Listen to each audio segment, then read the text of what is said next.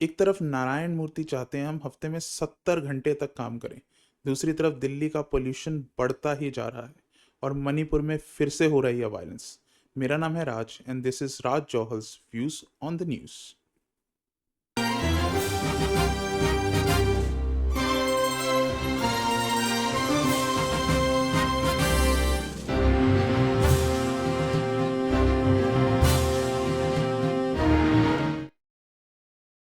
नारायण मूर्ति, जिन्होंने 7 लोगों के साथ इन्फोसिस नाम की कंपनी शुरू करी थी, इंडिया के लीडिंग एंटरप्रेन्योर्स में से आते हैं। उनकी नेटवर्थ है $5 बिलियन। उनका कहना है कि वो वर्क लाइफ बैलेंस में बिलीव नहीं करते। इंडिया के यूथ को हफ्ते में 70 घंटे तक काम करना चाहिए और इंडिया को कभी भी 5 डे वर्क वीक की तरफ नहीं आना चाहिए था। शॉकिंग बात यह है कि मैं नारायण मूर्ति जी के व्यूज से एग्री करता हूँ, 100% एग्री करता हूँ। इंडिया की यूथ को 70 घंटे तक काम ज़रूर करना चाहिए, बट मेरी डिसएग्रीमेंट जहाँ नारायण मूर्ति जी से है वो ये कि वो 70 घंटे किसी और की ड्रीम पूरी करने के लिए नहीं, अपनी ड्रीम पूरी करने के लिए लगाने चाहिए। इंडिया एक ग्रोइंग इकोनॉमी है। ग्रोइंग इकोनॉमी का मतलब क्या है कि इंडिया अभी अपने फुल पोटेंशियल पे नहीं पहुंचा। हमें फुल पोटेंशियल पे पहुंचने के लिए बहुत ज़्यादा काम करने की ज़रूरत है। हमें बहुत ज़्यादा कंपनीज चाहिए जिनमें बहुत ज़्यादा नौकरियां हो और बहुत ज़्यादा आउटपुट आता हो। अब इसके लिए प्रॉब्लम यह है कि हमारे पास काम करने को बहुत से लोग हैं पर कंपनीज बनाने को उतने लोग नहीं हैं। अब नारायण मूर्ति जी तो ये इसलिए कह रहे हैं कि जो उनके यहाँ काम करते होंगे वो 40 घंटे पूरे करके अपने घर चले जाते होंगे। वो सैटरडे संडे भी क्या पता छुट्टी ले लेते हों। पर नारायण मूर्ति जी ये नहीं समझते कि ऐसा इंडिया का हाल नहीं है। इंडिया में ऐसे भी लोग हैं जो सातों दिन काम करते हैं, जी तोड़ मेहनत करते हैं, पर पैसा नहीं बना पाते। ऐसे भी लोग हैं जो रोज़ नौकरी पे जाते हैं, पैसे लेके आते हैं, पर उनका घर नहीं चलता। उनके लिए 5 डे वर्क वीक नाम की कोई चीज़ नहीं है और वो ऑलरेडी 70 घंटे तक काम कर रहे हैं। देखिए, जब आप नौकरी करते हैं तो एक सिंपल सा असूल होता है। आपने अपना ज़रूरी और सबसे कीमती रिसोर्स जो टाइम है वो किसी और को दिया है। और को क्यों दिया है? ताकि आप वहाँ से पैसे लेके आएँ और अपनी ज़िंदगी और जीवन में जो ज़रूरी चीज़ें हैं, जैसे कि आप अपनी फैमिली और अपने बच्चे, उन पे खर्च सकें। अब ये कहना कि किसी और के लिए आप काम करने जाइए और 70 घंटे 80 घंटे तक वहीं रहिए और पूरा काम भी कीजिए और इतने पैसे भी ना मिलें कि आपका जीवन अच्छे तरीके से चल सके, वो भी कोई सही बात नहीं है। देखिए, अगर आप अपने काम पे फोकस करेंगे, आप अपनी जीवन बनाने की कोशिश करेंगे, आप इंडिया को बेटर कंपनीज देंगे, बेटर सॉल्यूशंस देंगे, बेटर नौकरीज प्रोवाइड करेंगे, तो ज़रूर मैं आपकी बात से पूरी तरह अग्री करूँगा। 70 घंटे काम करना इम्पॉर्टेंट है। आपने भी अपनी लाइफ में 70 घंटे काम किया होगा और बहुत से लोग इंडिया में 70 घंटे काम करते हैं, पर 70 घंटे काम करने के बाद उनका आउटपुट वैसा नहीं होता जैसा कुछ लोगों का रहा है। देखिए, आपको जानने की बात यह है कि वर्क लाइफ बैलेंस एक वेस्टर्न कॉन्सेप्ट नहीं है। वर्क लाइफ बैलेंस इसलिए नहीं बनाया गया है कि भाई आपको काम करने के बाद आराम करने को मिल जाए। वर्क लाइफ बैलेंस एक एफिशिएंसी कॉन्सेप्ट है। एफिशिएंसी कॉन्सेप्ट का मतलब ये है कि अगर आपको अपने घर के लिए टाइम दिया जाएगा, आपको अपनी और ज़रूरी चीज़ों के लिए टाइम दिया जाएगा, तो जो भी टाइम आप दूसरे के काम में लगा रहे हैं, जिसे हम नौकरी कहते हैं, उसमें आपका मन ज़्यादा लगेगा। अगर आप ऑफिस में 70 घंटे बैठे रहेंगे और 24 घंटे यही सोचते रहेंगे कि आपकी फैमिली इस टाइम पे क्या कर रही होगी, कैसे आप अपने बच्चों के जीवन का हिस्सा नहीं बन पा रहे हैं, कैसे आप अपनी फैमिली को टाइम नहीं दे पा रहे, तो आपकी एफिशिएंसी गिर जाती है।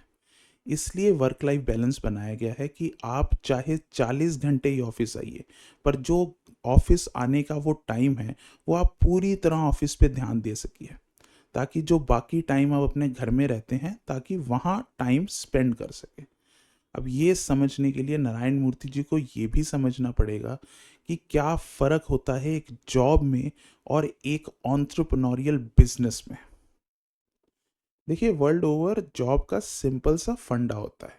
अगर आप अपनी लाइफ इस टेंशन में नहीं गुजारना चाहते कि उसका मीनिंग क्या है, मैं क्या करूं लाइफ में, तो आप क्या करते हैं, आप स्कूल कॉलेज जाते हैं, वहाँ पे कुछ स्किल्स पिकअप कर लेते हैं, बहुत अच्छे से कुछ चीज़ों को करना सीख जाते हैं। अब आप वो चीज़ें किसी और के लिए करते हैं, अपना टाइम भी साथ में देते हैं और उसके एवज़ में उससे पैसे ले आके लेके घर आ जाते हैं, जिसे हम सैलरी कहते हैं। अब हम उस सैलरी को अपने हॉबीज़ पे, अपनी फैमिली पे, अपने बच्चों पे खर्चते हैं। इससे होता क्या है कि हमें इस चीज़ की टेंशन ख़त्म हो जाती है कि हमने कुछ बड़ा तो नहीं बनाना, हमने लाइफ में करना क्या था, हमें पैसे कहीं और से तो नहीं लाने, आपने बस स्किल्स पिकअप करनी है, कुछ 1 या 2 चीज़ों को अच्छे से करना सीखना है, वो किसी और के लिए करने हैं और उसके एवज़ में आपको पैसे मिल जाएँगे। और दूसरी तरफ होती है एंटरप्रेन्योरियल जर्नी। ये थोड़ी डिफ़िकल्ट होती है। इसमें प्रॉब्लम ये है कि इसमें आपको लगना पड़ता है। आपको सारी मेहनत खुद करनी पड़ती है। 1-2 स्किल से काम नहीं बनता।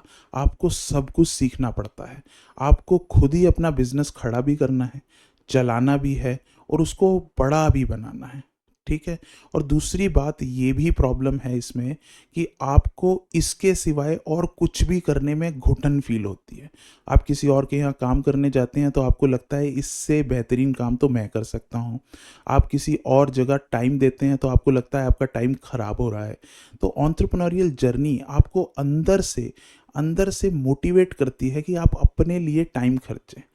अब देखिए, जॉब और एंटरप्रेन्योरियल जर्नी में डिफ़रेंस बहुत बड़ा है। जॉब किसी और के लिए करी जाती है, एंटरप्रेन्योरियल जर्नी खुद की है। जब आप किसी और के लिए टाइम दे रहे हैं, तो आप उसके एवज़ में जो सैलरी ले रहे हैं, उससे जो करते हैं वो इम्पोर्टेंट है आपके लिए। जो एंटरप्रेन्योरियल जर्नी है, उसमें जर्नी इम्पोर्टेंट है आपके लिए। तो जब आप किसी और के लिए काम कर रहे हैं, तो उधर अगर 70 घंटे खर्च देंगे, तो जो इम्पोर्टेंट काम है, वो कम हो जाएगा। फैमिली को टाइम देना कम हो जाएगा, आपके बच्चों को टाइम देना कम हो जाएगा, आपकी हॉबीज़ पे टाइम खर्चना कम हो जाएगा। जबकि एंटरप्रेन्योरियल जर्नी में आप 70 घंटे देते हैं, तो आप उसी को टाइम दे रहे हैं जिसको आप इम्पोर्टेंट समझते हैं। ये बेसिक फ़र्क है एक जॉब में और एक एंटरप्रेन्योरियल जर्नी में। नारायण मूर्ति जी को ये समझना चाहिए कि जब वो खुद कहते हैं कि वो 70 घंटे काम करते हैं, तो वो 70 करें या 100 करें या 120 करें या सारा हफ्ता ही काम करते रहें, वो काम कर रहे हैं जिसे वो अपनी लाइफ का इम्पॉर्टेंट हिस्सा समझते हैं। जबकि जो उनके यहाँ काम करने आते हैं, उनकी लाइफ का इम्पॉर्टेंट हिस्सा वो जॉब नहीं है। वो जब जॉब ख़त्म हो जाती है, जितने बजे भी होती हो, 5 बजे, 6 बजे, 7 बजे, उसके बाद उनकी लाइफ का इम्पॉर्टेंट हिस्सा शुरू होता है। वो पहले ही मेजर चंक उस चीज़ पे खर्च रहे हैं जो इम्पॉर्टेंट नहीं है, ताकि उससे थोड़े बहुत पैसे लाके वो दूसरी जो इम्पॉर्टेंट चीज़ें हैं उन पे खर्च सके। और आप अब उनसे चाहते हैं कि वो उस पूरे इम्पॉर्टेंट हिस्से को छोड़ ही दें और नॉन इम्पॉर्टेंट चीज़ों पे पैसे खर्चना, नॉन इम्पॉर्टेंट चीज़ों पे टाइम खर्चना शुरू कर दें। ऐसा नहीं हो सकता, ऐसा ह्यूमनली पॉसिबल नहीं है। अगर वो नॉन इम्पॉर्टेंट चीज़ें पे अपना सारा टाइम दे देंगे, तो वो उसे सस्टेन नहीं कर पाएंगे, क्योंकि अंदर से वो उनके लिए इम्पॉर्टेंट नहीं था। आपके लिए जो इम्पोर्टेंट है, आप उस पे ही टाइम खर्चते हैं। यही ह्यूमन कंडीशन है। हमें वर्क लाइफ बैलेंस इसलिए ही मेंटेन करना पड़ता है अपनी कंपनीज में, ताकि जो वो लोग आपके यहाँ काम करने आ रहे हैं, वो एफिशिएंटली वो 40 घंटे काम कर सकें। अगर आप वो 40 को 70 कर देंगे, तो लोग काम करना ही बंद कर देंगे, घर चले जाएंगे, कुछ और ढूंढ लेंगे। यही एक तरीका है उनसे नॉन इम्पॉर्टेंट वर्क करा लेने का। ये तो रही बात कि वर्क लाइफ बैलेंस बनाया क्यों जाता है। ये वेस्टर्न कॉन्सेप्ट नहीं है, एफिशिएंसी कॉन्सेप्ट है।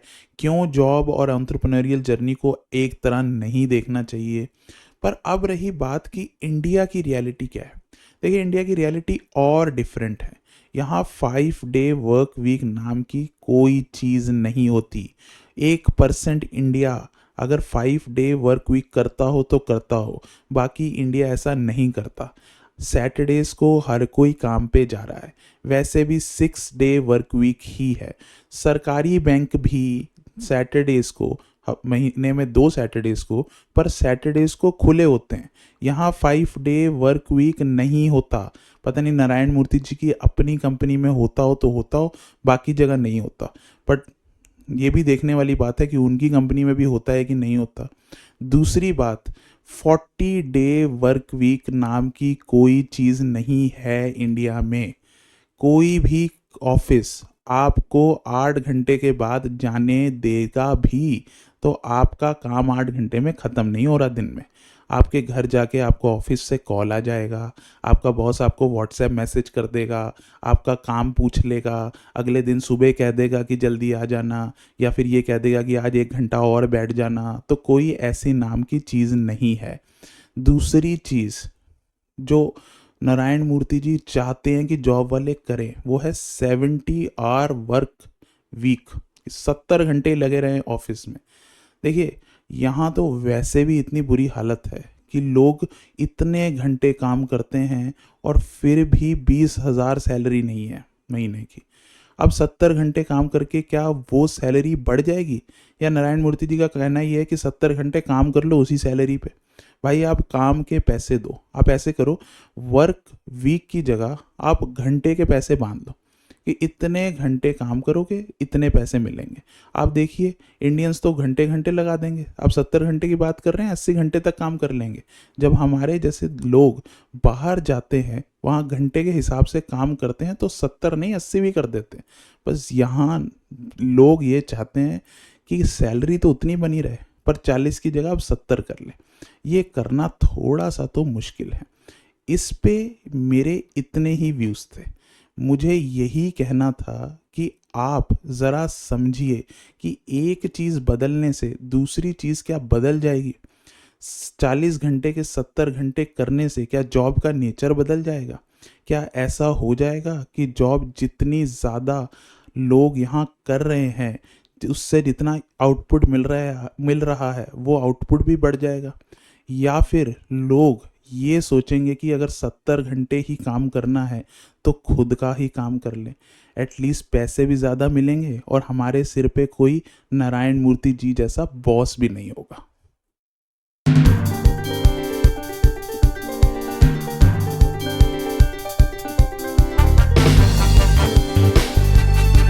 अगली न्यूज़ है इंडिया का पोल्यूशन लेवल। देखिए, नॉर्थ इंडिया इस टाइम पे पोल्यूशन की ग्रिप में है। मैं AQI levels, PM2.5 levels, PM10 levels बता के आपका टाइम वेस्ट नहीं करूँगा। ये बताना कोई फ़ायदेमंद चीज़ रहा ही नहीं है।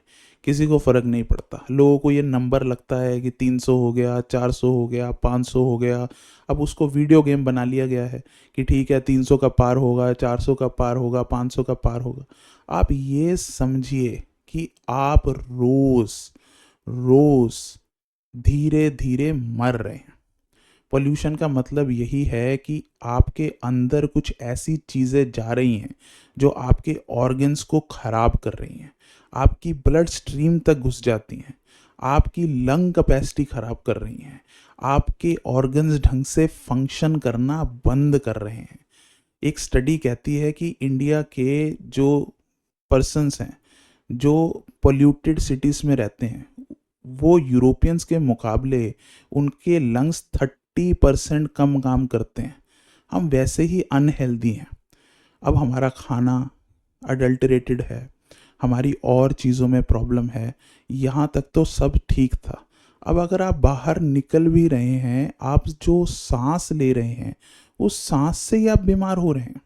आप ये सोचिए, और इसके बदले में कोई कुछ नहीं करना चाहता। स्टडीज़ ये कहती हैं कि हमारा बहुत larger chunk of pollution dust और कंस्ट्रक्शन से ही आता है, जो सिर्फ इस बात से ही ठीक हो सकती है कि अगर कम्युनिटीज़ ये सोच लें कि हमें ओपन डस्टिंग ग्राउंड्स नहीं रहने देते। अगर आप खुला मिट्टी कहीं पे देखते हैं तो वो कवर होनी चाहिए, या तो उस पे घास लगी होनी चाहिए या उस पे पेवमेंट्स होनी चाहिए, खुली मिट्टी नहीं उड़नी चाहिए। अब मैं आपको कहना तो नहीं चाहता, पर आप अपने घर के बाहर ज़रूर देखिए, देखिए कि कितनी खुली मिट्टी वहाँ उड़ती है।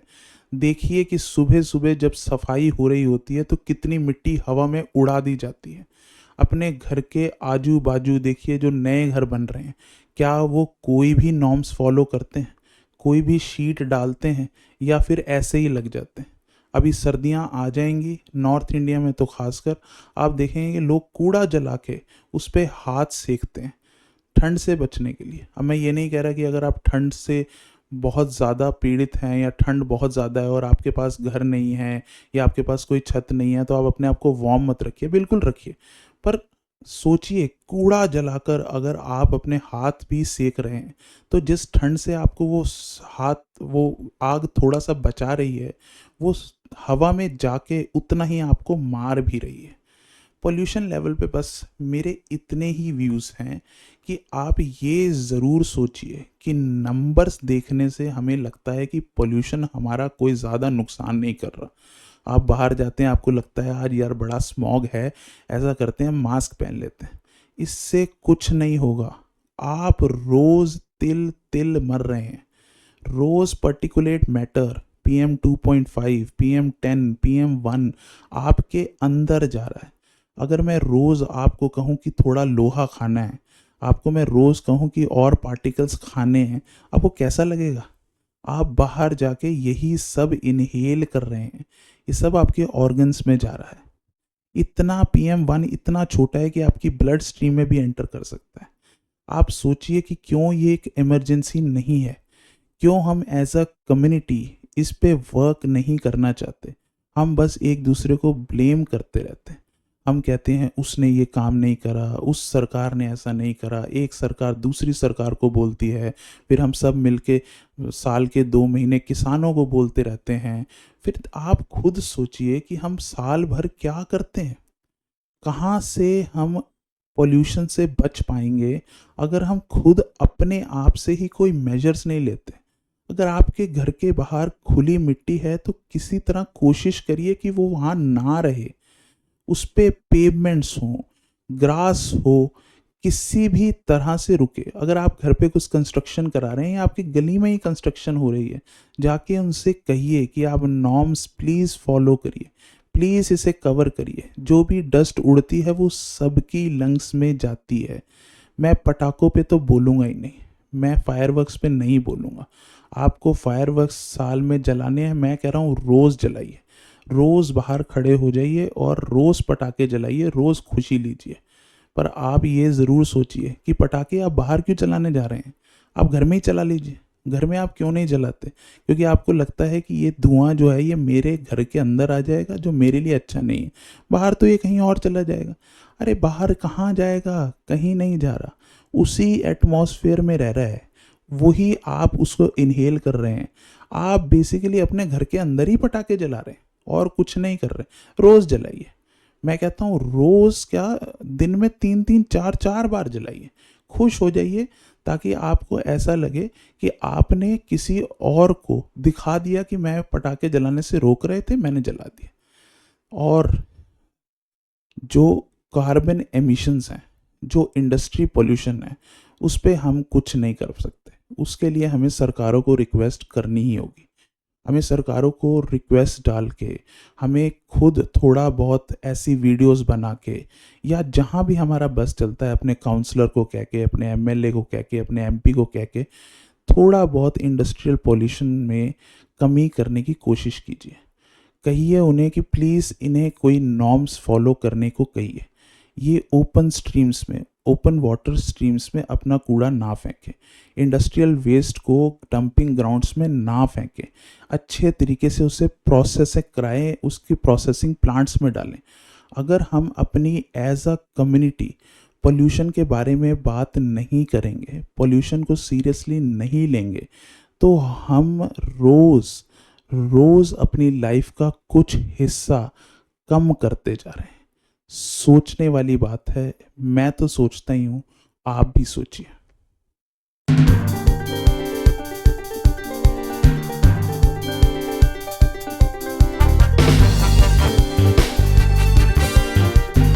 आज की हमारी आखिरी न्यूज़ है मणिपुर वायलेंस। देखिए मणिपुर वायलेंस शुरू कैसे हुआ, इसके लिए बहुत सी वीडियोस हैं जो आप देख सकते हैं। ये वायलेंस दो कम्युनिटीज़ के बीच में मेनली हो रहा था, मैटी कम्युनिटी और कुकी कम्युनिटी।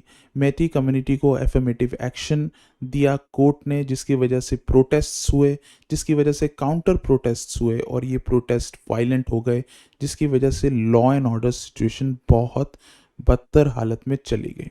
दोनों जगह मिलिशियस हैं, दोनों कम्युनिटीज़ आर्म्ड हैं और दोनों कम्युनिटीज़ एक दूसरे के खिलाफ वायलेंस करती आ रही है। एक हिल कम्युनिटी है तो एक कम्युनिटी वैलीज में रहती है। अब प्रॉब्लम ये नहीं है कि लेटेस्ट वायलेंस क्यों हुए हैं।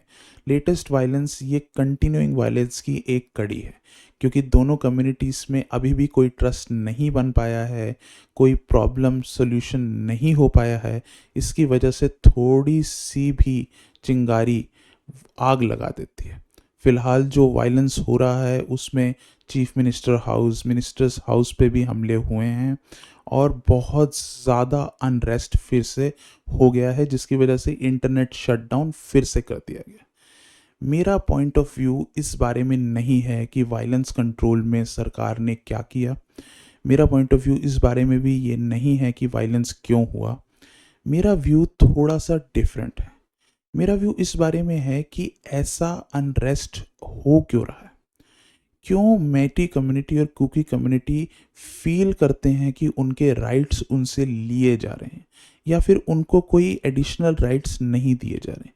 क्या इंडिया में ये सिर्फ इन दो कम्युनिटीज़ के साथ हो रहा है या बहुत सी ज़्यादा कम्युनिटीज़ के साथ हो रहा है, ये समझने वाली बात है। देखिए इंडिया में अभी भी अगर आप बहुत जगह ट्रैवल करें तो आप देख सकते हैं लोग थोड़े से एंग्शियस हैं, चिंतित हैं अपने फ्यूचर को लेके। वो ये सोचते हैं कि क्या किया जाए जिसकी वजह से उनके हालात थोड़े बेटर हो जाएं। देखिए इंडिया राइस पे है। मैं ये बिल्कुल नहीं कहना चाहता कि इंडिया का फ्यूचर ब्राइट नहीं है, बिल्कुल इंडिया का फ्यूचर ब्राइट है। इंडिया में बहुत अच्छे अच्छे बिजनेसेस खुल रहे हैं, बहुत अच्छी नौकरियां मिल रही हैं, इंफ्रास्ट्रक्चर बहुत बढ़िया तरीके से बढ़ रहा है। पर जैसे जैसे आप इंडिया को अर्बनाइज होते हुए देख रहे हैं, वैसे वैसे कई कम्युनिटीज़ में आप ये ज़रूर देखेंगे कि वो फील करते हैं कि वो इस अर्बनाइज्ड इंडिया का हिस्सा नहीं हो रहे। वो फील करते हैं कि उनका वे ऑफ लाइफ थ्रेटन्ड है। या तो वो बाहर से आई कम्युनिटीज़ की वजह से हो रहा है या फिर अर्बनाइजेशन में उनका हिस्सा ना होने की वजह से हो रहा है। अब समझने वाली बात यह है कि मणिपुर का वायलेंस सिर्फ इस वजह से नहीं हुआ कि एफर्मेटिव एक्शन हुआ है, वो इस वजह से भी हुआ है कि एंग्जाइटी बढ़ रही है इन कम्युनिटीज़ में अपने फ्यूचर को लेके, खासकर ट्राइबल कम्युनिटीज़ में, खासकर जो कम्युनिटीज़ अपने वे ऑफ लाइफ पे डिपेंड करती हैं, जो जंगल ज़मीन से जुड़ी कम्युनिटीज़ हैं और अर्बनाइज्ड इंडिया में अपना फ्यूचर नहीं देख पा रही हैं। अब करने वाली समझने वाली बात यह है कि हर कंट्री में ऐसा ज़रूर होता है कि जब कंट्री ऑन दी मूव होती है तो कुछ कम्युनिटीज़ लेफ्ट आउट फील करती हैं। ये हम सबकी जिम्मेदारी बनती है कि हम देखें कि ऐसा क्यों हो रहा है और कैसे हम अपनी गवर्नमेंट्स को ये बता सकें कि उन कम्युनिटीज़ को भी फील कराया जाए कि वो एक modern India, rising India, growing India का हिस्सा हो सकते हैं। हर बार आप अपने टर्म्स पे उन कम्युनिटीज़ को फोर्स नहीं कर सकते उनका वे ऑफ लाइफ छोड़ने के लिए। आपको ये भी करना पड़ता है कि कभी कभार आपको अपने विजन में उनका वे ऑफ लाइफ इंक्लूड करना पड़ता है, उनको प्रोटेक्टेड स्टेटस देने पड़ते हैं, उनको आपको एडिशनल राइट्स देने पड़ते हैं और आई एम श्योर ये सब हो रहा है। पर देखने वाली बात यह भी है कि सिटीजन्स को भी इसके बारे में अवेयर होना पड़ेगा। उन्हें भी होना समझना पड़ेगा कि सारा इंडिया एक जैसा नहीं है, सबके वे ऑफ लाइफ सेम नहीं है और अर्बनाइज्ड इंडिया जो मॉडर्नाइज हो रहा है उससे सब लोग खुश नहीं हैं। अगर आप अपने फेलो इंडियंस को नहीं समझेंगे तो कौन समझेगा। आप ज़रूर इस बारे में सोचिए, समझिए कि ऐसा क्यों इन कम्युनिटीज़ में हो रहा है, और कोशिश करिए कि आप जितना अपने आप को सेंसिटाइज कर सकें उतना कीजिए। क्योंकि अगर आप अपने आप को इन इश्यूज़ पे सेंसिटाइज करेंगे, अपने आप को नॉलेज देंगे, तो आप उतना ही बेटर गवर्नमेंट चुन पाएंगे, उतना ही बेटर गवर्नमेंट दे पाएंगे। क्योंकि गवर्नमेंट को भी समझ में आएगा कि इन इश्यूज से भी आपको फ़र्क पड़ता है, और आप इन कम्युनिटीज़ को भी अपने विजन ऑफ इंडिया में इंक्लूड कर पाएंगे, जिनसे इनके यहाँ पे हो रही चिंता थोड़ी सी एस्वेज हो जाएगी, थोड़ी सी कम हो जाएगी, जिसकी वजह से ऐसे वायलेंट प्रोटेस्ट या ऐसी वायलेंस इंडिया में रुक जाएगी।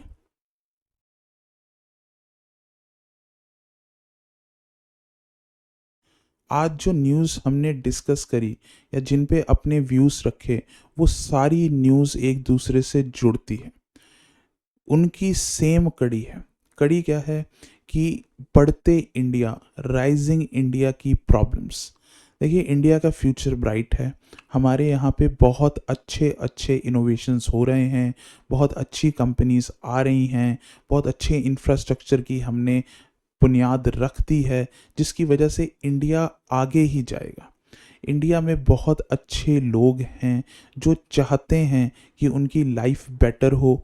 उनकी लाइफ बेटर होगी तो उनकी कम्युनिटीज़ की लाइफ बेटर होगी, उनकी कम्युनिटीज़ की लाइफ बेटर होगी तो उनके शहर बेटर होंगे, उनके शहर बेटर होंगे तो ये देश बेटर होगा। पर हम ये राइजिंग इंडिया में ये नहीं भूल सकते कि इसकी अभी भी कुछ इनहेरेंट प्रॉब्लम्स हैं जिन्हें हमें सॉल्व करना चाहिए। देखिए, अगर आप आगे बढ़ना चाहते हैं तो जिस चीज़ से आपको खतरा है कि वो आपको रोक के रखेगी, हमें उसे भी ख़त्म करना ही होगा। हमें ये चीज़ों को सॉल्व करना होगा, चाहे वो वर्क लाइफ बैलेंस की बात है, चाहे वो इस चीज़ की बात है कि आपका जॉब कल्चर कैसा है, क्यों लोग जॉब से दुखी हैं, क्यों लोग एंटरप्रेन्योरियल जर्नी पे नहीं निकलते, क्यों लोग ये सोचते हैं कि उनका फ्यूचर इंडिया से बाहर है, इंडिया में नहीं है। ये समझने वाली बात है।